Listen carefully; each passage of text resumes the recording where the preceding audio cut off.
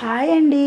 ఈరోజు మన ఛానల్లో నా స్టైల్లో ఫ్రాన్స్ కర్రీ ఎలా తయారు చేయాలో చూపిస్తాను. దానికి కావాల్సిన పదార్థాలు ఫ్రాన్స్, కరివేపాకు, పచ్చిమిర్చి, ఆనియన్, టమాటో, ధనియాల పౌడర్, గరం మసాలా పౌడర్, కారం, ఉప్పు.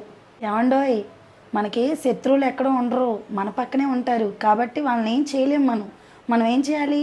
ఈ ఉల్లిపాయ మీద చూపించాలి, ఈ ఉల్లిపాయ మీదనో టమాటా మీదనో చూపించాలి.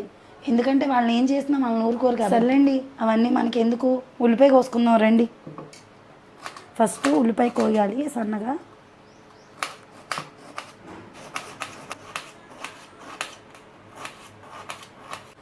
ఉల్లిపాయలు ఫ్రాన్స్ కర్రీలోకి ఎక్కువ వేయకూడదు, ఎందుకంటే తీపిదనం వచ్చేస్తుంది. ఉల్లిపాయలు కోసే లోపల ఆయిల్ పోద్దాం.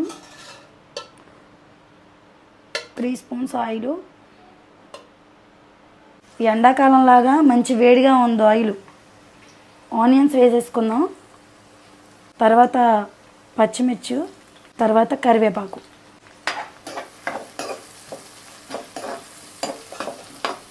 కొంచెం పసుపు.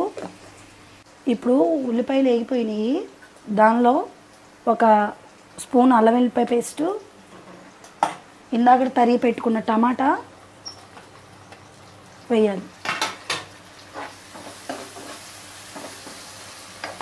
ఆనియన్స్ వేగిపోయినాయి. ఇప్పుడు ఫ్రాన్స్ వేసుకోవాలి.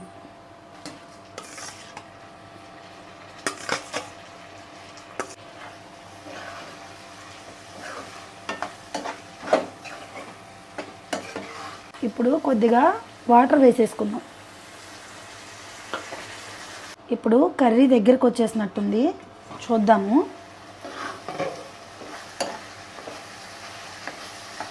ఇప్పుడు కర్రీలోకి నచ్చితే కస్తూరి మేతి వేసుకోండి, లేకపోతే స్కిప్ చేసుకోండి. నేనైతే కస్తూరి మేతి వేస్తున్నాను. తర్వాత ఇప్పుడు 1 స్పూన్ కారం వేస్తున్నాను. ధనియా పౌడర్, 1 స్పూను చెక్క లవంగం. ఇప్పుడు ఒకసారి ఫ్రాన్స్ కర్రీని కలయబెట్టుకుందాం. మీకు విషయం తెలుసా? కర్రీ అయిపోయింది. రండి టేస్ట్ చూసి చెప్దాం ఎలా ఉందో. చూడండి, గుమగుమలాడిపోతుంది.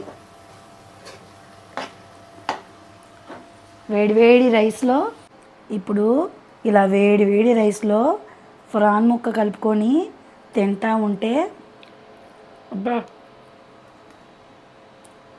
సూపర్. ఏమండోయ్, మళ్ళీ నెక్స్ట్ వీడియోలో కలుద్దాం. మీరు మాత్రం ఈ లోపల రుద్ర అఫీషియల్ ఛానల్ని లైక్ చేయండి, సబ్స్క్రైబ్ చేసుకోండి.